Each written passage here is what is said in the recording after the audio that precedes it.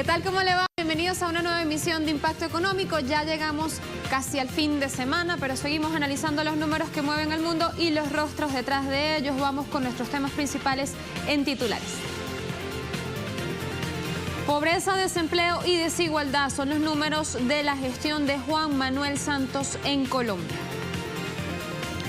La industria del gas como recurso energético, pieza clave geopolítica. Varios elementos a revisar hoy en nuestra arista. Y la Unión Europea prepara el terreno para el Brexit y las elecciones. Los 27 debatieron el futuro presupuesto comunitario sin Reino Unido y en medio de ese caldeado escenario político.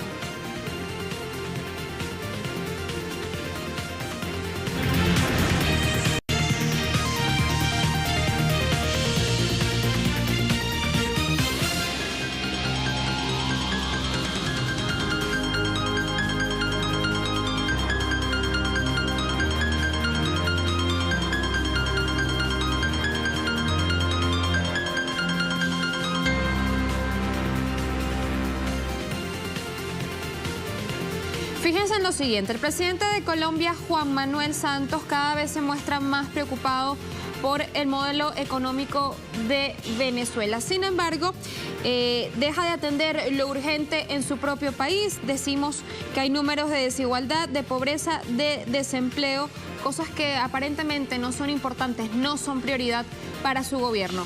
Pero antes de darle los números respecto a Colombia, quiero comentarles una situación que está ahora también sucediendo en Argentina. Acá, desequilibrios económicos, porque el modelo económico de Cambiemos, de indiscriminada apertura importadora, sigue dejando en rojo los números comerciales. Vamos a compartir un tuit del exministro de Economía de Argentina, Axel Kicillof, quien comentaba hace unos días lo siguiente. Hoy se publicaron las estadísticas de comercio exterior en enero. El déficit comercial se multiplicó por 19, sigue destruyendo la industria y el empleo de los argentinos. Después se pregunta Macri por qué marchan en contra de su gobierno. Lo decía entonces Axel Kicillof, exministro de Economía de Argentina. Pues la industria nacional de este país ha sido la gran perdedora de la política económica impulsada por el presidente Mauricio Macri. La apuesta del gobierno de Cambiemos en el mercado interno se orientó a un modelo de claro corte financiero anclado en los ingresos de capitales, pero por vía del endeudamiento. No se invierte en producción local y mientras tanto hay más y más importaciones. Argentina arrojó datos negativos sobre su intercambio comercial en el mes de enero, tras obtener un déficit de 986 millones de dólares, esto de acuerdo a datos emitidos por el Instituto Nacional de Estadísticas y Censos de Argentina. Si bien es cierto que las exportaciones se incrementaron un 10.7% en forma interanual, generando ingresos por 4.750 millones de dólares, las importaciones subieron un 32.1% por el orden de los 5.736 millones de dólares. Este comportamiento desbalanceado entre compras al exterior y la producción interna viene sosteniéndose de manera consecutiva desde hace 13 meses. El gabinete del Ministerio de Hacienda argentino argumenta que el alza de las importaciones es resultado del crecimiento económico, el cual se ubica en 2.5% del PIB para 2018, según previsiones del Fondo Monetario Internacional. Pero es que aunque usted no lo crea, la política económica de Cambiemos sí tiene ganadores. Mientras que las pymes cierran, los trabajadores pierden sus empleos y la industria local se resiente, la familia de Macri, la familia presidencial, se deja o se beneficia de las decisiones del presidente empresario. Fíjense que el fiscal general Eduardo Tayano solicitó investigar al Ejecutivo por beneficiar al Grupo Macri, creado justamente por el padre del presidente. Esto en un proceso de compra-venta de parques eólicos sin licitación y que dejaron ganancias por el orden de los 50 millones de dólares. La investigación busca aclarar si funcionarios del gobierno contribuyeron con la aprobación de la reventa y beneficiaron ilegalmente a empresas manejadas por la familia de Macri. Las polémicas sobre los negocios turbios en la familia presidencial lleva décadas andando, como el escandaloso pago de la deuda al que llegó el Grupo Macri con el gobierno, en este gobierno de Cambiemos, y el del servicio de correo oficial entre 1997 y 2003, pero que se solventó justamente fue el año pasado durante la gestión de Mauricio. Como ya ha pasado otras veces, Macri paga y se da el vuelto.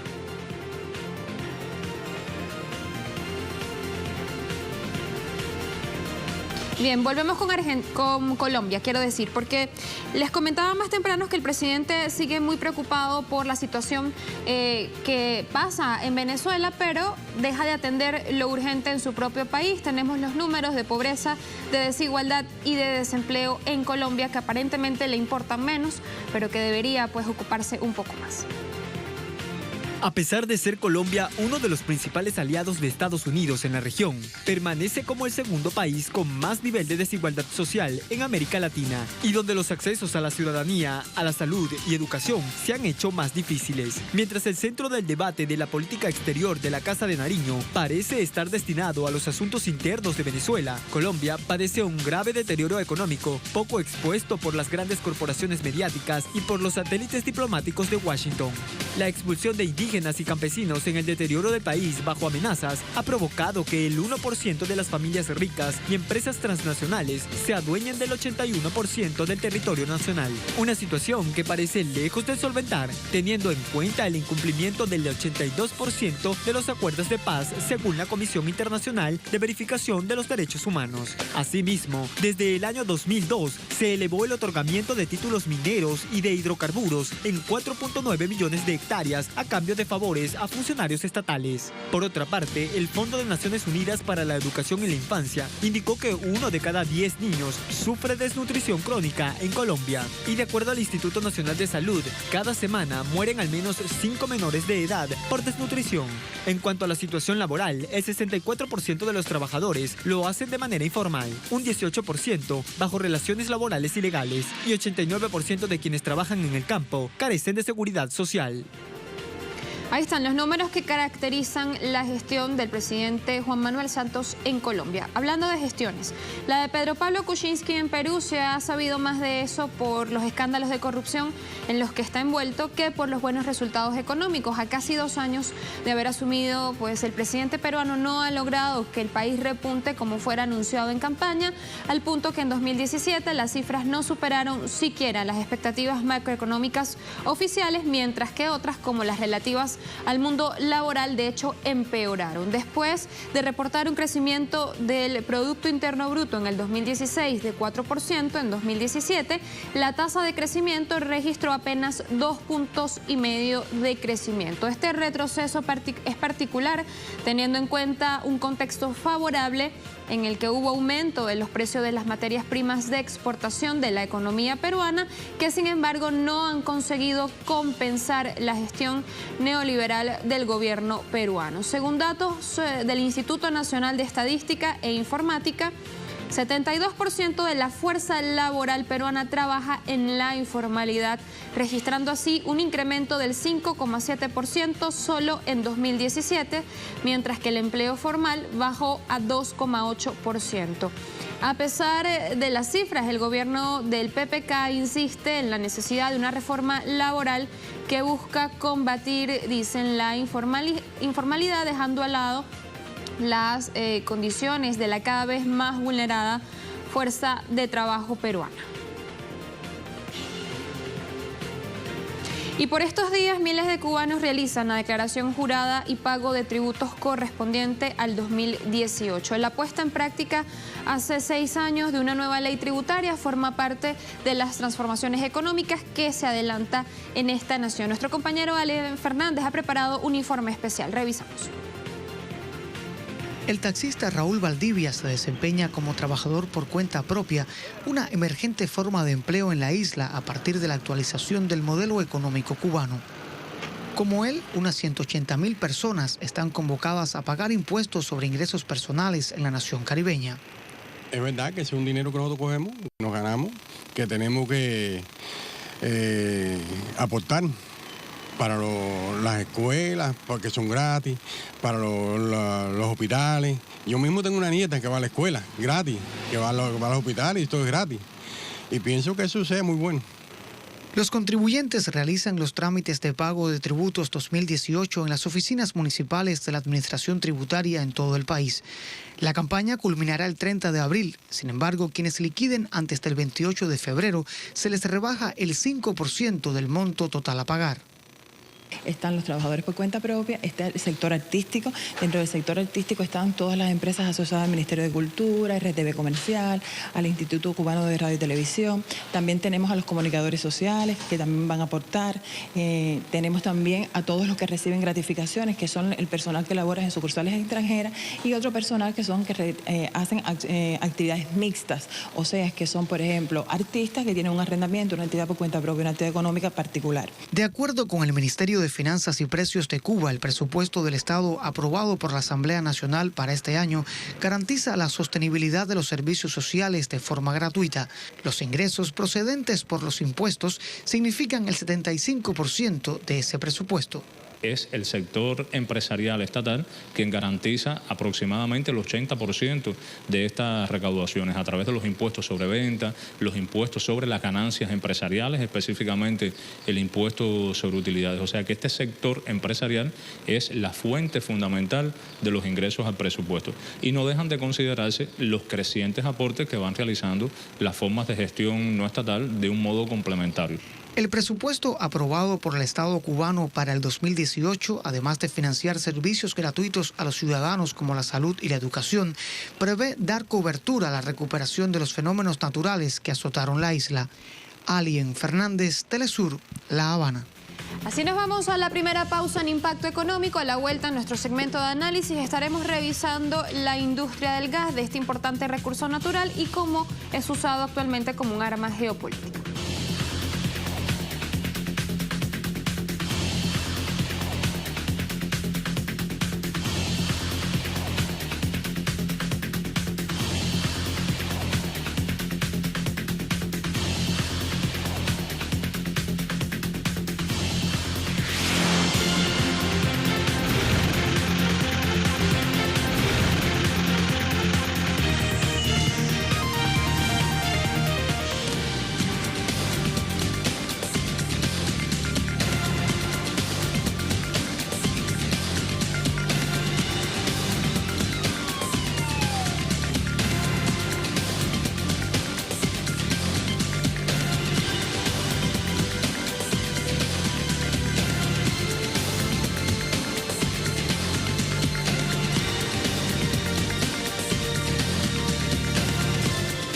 El gas natural constituye una importante fuente de energía fósil utilizada en todo el planeta, tanto para fines domésticos como industriales o comerciales, y por estos días incluso como un arma geopolítica. Ahí ponemos el acento. Hoy día, el gas natural es una de las principales fuentes de energía con usos doméstico, comercial e industrial. Proporciona calor, impulsa turbinas productoras de electricidad y mueve motores. Y a diferencia de otros recursos energéticos, tiene un bajo impacto ambiental, porque su combustión produce menos gases de efecto invernadero que otros combustibles fósiles como los derivados petrolíferos y el carbón. El mercado natural de este recurso está en franca expansión. Bolivia, Rusia, Irán, Qatar, Arabia Saudita, Emiratos Árabes, Argelia y Estados Unidos figuran entre los países con mayores reservas mundiales. Según datos del Anuario Estadístico de British Petroleum, para 2016 en el planeta existían 186,6 trillones de metros cúbicos de reservas de gas natural, de los cuales 42,5% están localizados en Oriente Medio y otro 17,3% en Rusia. El precio se define según la cotización del barril de crudo West Texas Intermediate, comúnmente llamado WTI, y que sirve de referencia para Estados Unidos. Debido a la caída de los precios de los commodities en el mercado internacional, el valor del gas también se ha visto afectado en los últimos tiempos. La volatilidad ha impactado en los procesos de producción y comercialización no solo de las empresas proveedoras de este recurso, sino especialmente de los países cuyos ingresos en divisas dependen en gran parte del gas. El mercado del gas natural reporta un crecimiento anual de 2,9% y la demanda sigue aumentando, así como la necesidad de cohesión entre los países productores y comercializadores de este recurso energético. para generar políticas que, si bien puedan aportar mayor grado de estabilidad en la materia de definición de precios, también establezcan medidas de protección a la soberanía económica de las naciones y sus recursos naturales. Me quedo con eso de que los recursos naturales son usados como armas geopolíticas, en particular por los países más industrializados y, por tanto, los más necesitados de innumerables fuentes de energía para sostener la estructura de sus modelos de consumo. Ponemos de relieve esta disputa entre dos grandes de este sector, Rusia y la Unión Europea. Conforme pasa el tiempo, la relación entre Rusia y la Unión Europea se ha ido complejizando. El conflicto ucraniano por la adhesión de Crimea a Rusia, que terminó en sanciones comerciales y económicas al gigante euroasiático, tiene de telonero la independencia en materia de gas natural, con evidentes signos de presión en sus relaciones comerciales. Según cifras del Ministerio de Energía ruso, aproximadamente 30% del gas que se consume en el territorio de la Unión Europea proviene de Rusia, y la exportación de este recurso natural hacia los vecinos europeos supone para Rusia alrededor de un 3% de su economía. Un informe de la Agencia Internacional de Energía revela que sobre el periodo 2010-2035, las reservas de gas natural pueden satisfacer fácilmente las proyecciones de incremento en la demanda. La Agencia Internacional de Energía estima que los países OCDE en Europa estarían importando unos 470 millones de metros cúbicos hacia el final del periodo 2010-2030, volumen casi 2 veces superior a 2009. Esto sugiere la necesidad de mejorar las políticas de relacionamiento, especialmente en un escenario de dependencia energética, en el cual Rusia, en cualquiera de los casos, tiene las mejores perspectivas. Momento de hacer la segunda pausa en Impacto Económico. A la vuelta estamos revisando también lo que sucede en la Unión Europea, pero a través de los presupuestos, lo que ya están pues anotando con cara ya al Brexit.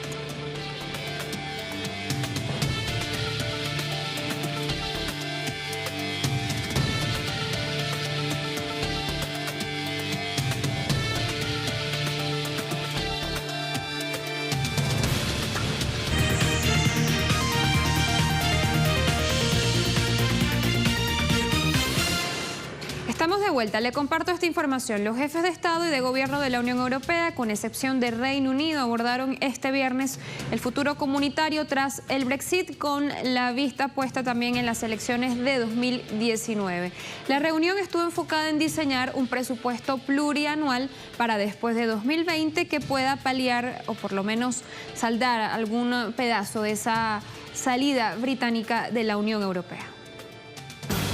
Los líderes de la Unión Europea se reúnen en Bruselas para discutir si aumentar el presupuesto 2021-2027 para pagar nuevas políticas comunes de seguridad, defensa y migración, en un momento en que Brexit recortará los ingresos al pozo común en 10 o 12 mil millones de euros al año.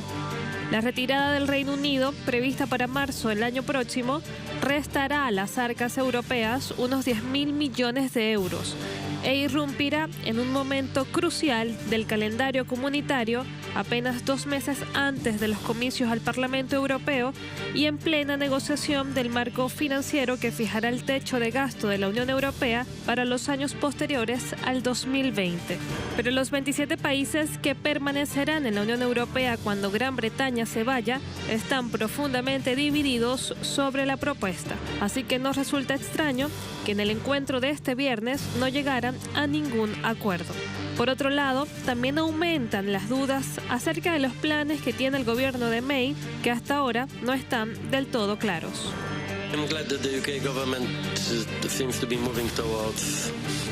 Me alegro de que el gobierno del Reino Unido parezca avanzar hacia una posición más detallada. Sin embargo, si los informes de los medios son correctos,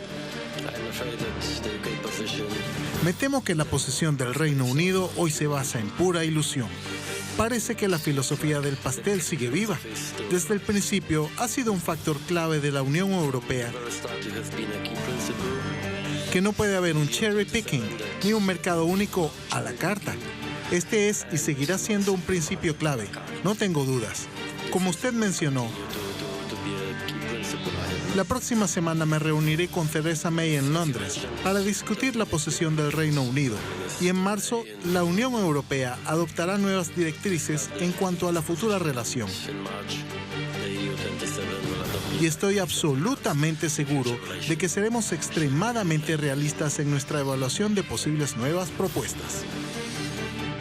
En el tema Brexit queda mucha tela por cortar y sigue dividiendo a políticos y a la sociedad británica. La gran pregunta que queda en la palestra es si vale la pena continuar con ese camino que está resultando ser muy costoso para todos. Y es que en el candente tema del Brexit, el cambio parece la constante. Hablemos de criptomonedas. Un rápido pero importante fallo en el sistema de la casa de cambio japonesa Safe permitió que sus usuarios adquirieran bitcoins sin ningún tipo de costo. La venta accidental tuvo apenas una duración de 20 minutos. Como era de esperar, ninguna de las ventas fue validada. El espectador.com justamente titula "Bitcoins gratis, el error que regaló más de 16,16 billones de euros". El error se corrigió en menos de 2 horas, las transacciones fueron anuladas y el saldo corregido. Explicó la empresa Safe, que todavía está lidiando con uno de los inversores que intentó vender los bitcoins, cuyo valor habría ascendido a 2.200 billones de yenes. Japón es el segundo país del mundo con mayor volumen de mercado de criptomonedas y en él operan 16 casas de cambio registradas en la Agencia de Servicios Financieros. También el país nipón es el primero del mundo en lanzar un sistema destinado a supervisar las casas de cambio de criptomonedas con el objetivo de proteger a los consumidores del fraude, prevenir posibles actividades delictivas y respaldar la emergente industria de la cadena de bloques. Así ponemos punto final a esta emisión, agradeciendo como siempre la sintonía. Les dejo nuestras coordenadas en Twitter, @TelesurTV, @CrismarTelesur. Será hasta el lunes. Chao, chao.